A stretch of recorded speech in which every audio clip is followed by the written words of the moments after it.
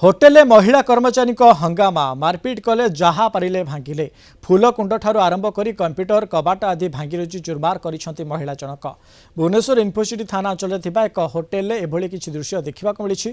Kalinga TV हाथ में लगी यार एक्सक्लूसिव विजुआल इन्फोसिटी थाना रे मामला रुजु करने पर तदंत आरंभ करुछि पुलिस। आ संपृक्त महिला प्रतिक्रिया मिल पारि नाही।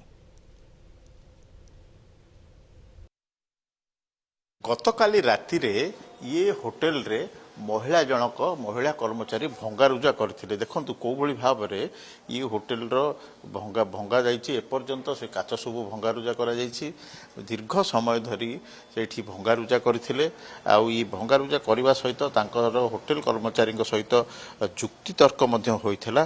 तेणु ई घटनाक्रम रे जो भली भाव रे आपण देखुचंती ये घटना को नै करी वर्तमान ये होची होटेल भीतर दृश्य। वर्तमान होटेल कर्तृपक्ष सहित आम जो आलोचना करूँ तांकर कहवा कथा होची जे ये महिला जनक कौन सी होटेल हेरफेर करथिबा हेतु से तांकु टर्मिनेशन करा जायछि, अर्थात तांकु चाकरी बाहर करा जायछि।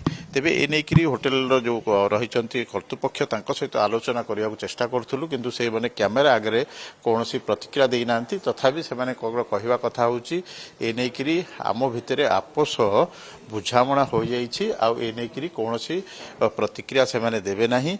आ विशेष करी ए नेकरी थाना रे मध्य कौन सी मामला न करिया पई मध्य से माने कहिसंती। तेबे केउ कारण जोगु करथला महिलांकर जेतेबेले ए पर्यंत प्रतिक्रिया मध्य मिल नै।